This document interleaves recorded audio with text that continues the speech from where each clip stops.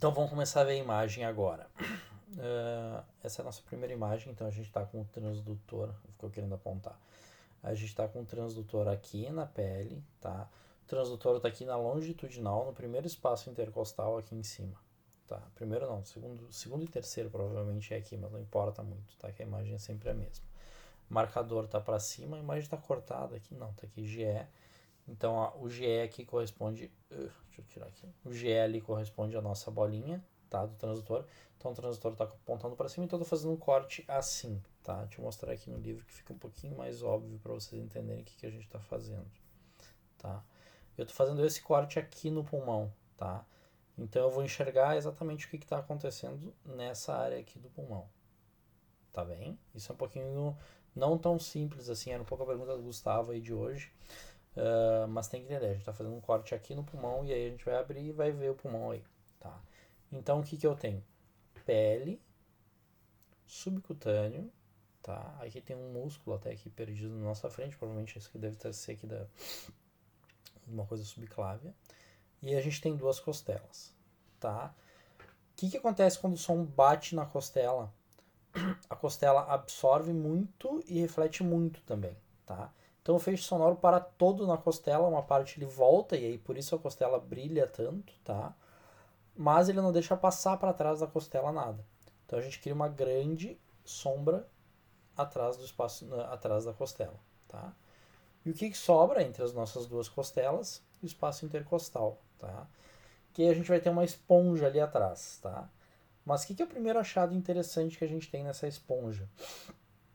A gente tem a pleura, tá? Que é uma estrutura mais sólida, tá? Que vai me refletir bem o ar. E a gente tem duas pleuras, pleura visceral e pleura parietal. O que é o normal? Eu inspiro, sobe e desce, tá? Essa estrutura não é uma estrutura muito regular, a pleura. Portanto, isso vai me gerar, o som vai bater e esse deslizamento vai gerar algum artefato na imagem, tá? Então é exatamente o que eu consigo ver aqui, não é nem tão artefato, é uma coisa um pouco mais física, tá? Que é o deslizamento pleural. Tu vê que tem alguma coisa andando sobre a outra aqui, tu não consegue ver exatamente aquela coisa, duas pleuras bonitinhas, lisinhas, andando uma sobre a outra, mas tu vê que parece ter alguma coisa se deslocando ali, tá? Então esse é o primeiro artefato que a gente tem, é o deslizamento pleural, tá? Depois eu vou mostrar mais deslizamentos pleural para vocês, mostrar algumas coisas um pouco patológicas para vocês entenderem o que é melhor, tá? Pleura, tá? O que eu tenho atrás da pleura? Parênquima pulmonar e um monte de ar, tá? Uma grande esponja, tá? E aí meu feixe se perde, tá? Meu feixe se perde na imagem, mas por que eu vejo uma pleura aqui, tá? Por que eu vejo uma pleura? Por que eu vejo um outro risco aqui embaixo, tá? Porque esse feixe aqui ele é tão forte, ele se perde tanto aqui e o ar passa depois ele se perde tanto. O que acontece? Veio um feixe sonoro, bateu, voltou, tá? Tô vendo a pleura ali na eco. Veio um outro feixe sonoro um pouquinho mais e penetrou, tá? Mas penetrou e se dispersou e voltou de um modo meio estranho, tá? E bateu no eco, tá? Surgem as famosas linhas As, tá? Se a gente medir essa distância daqui até aqui, vai ser exatamente igual a essa distância daqui até aqui, que vai ser igual a essa distância daqui até aqui, tá? Então, linhas A são a reverberação da linha pleural entre o ecógrafo e o aparelho, entre o pulmão e a pleura, tá? Então essas linhas ficam reverberando aqui atrás, e aí eu vejo isso aqui tudo como linha A. Esse é o padrão pulmonar normal, tá? Que eu acho que é o mais importante a gente ver e entender, tá? É um padrão pulmonar normal.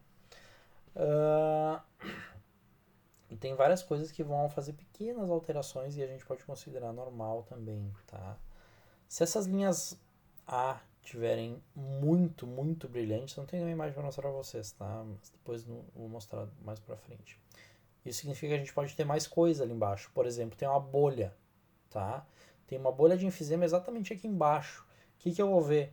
A bolha ainda deixa minha pleura deslizar, então eu vejo isso aqui, tá? E aqui para trás tem ar e eu vou continuar vendo exatamente esse mesmo padrão A, tá?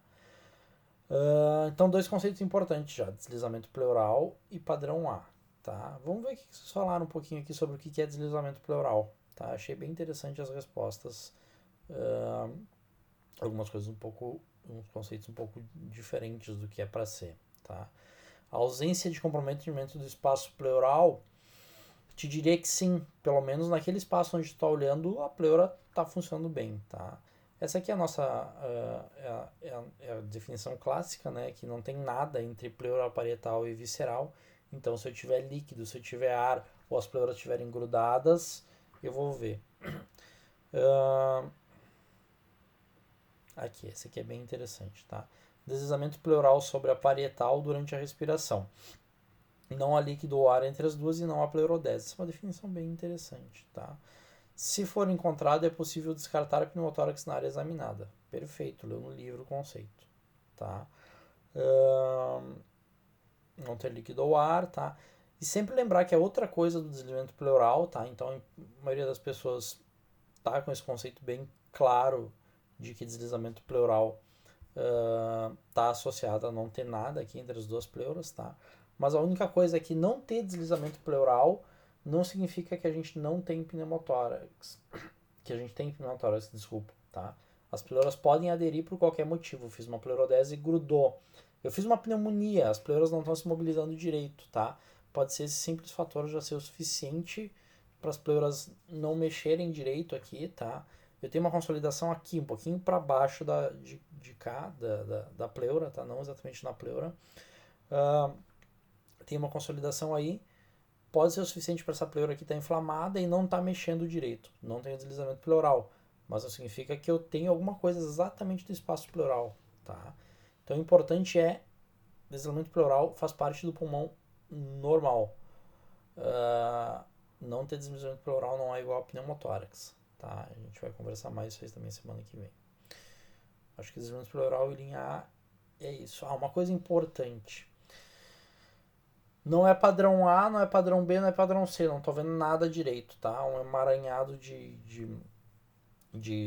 imagem estranha aqui para trás, tá? A ecopulmonar é imaginativo, tá? Então vamos lá. Esse negócio de artefato quer dizer exatamente isso, que eu tô imaginando coisas aí.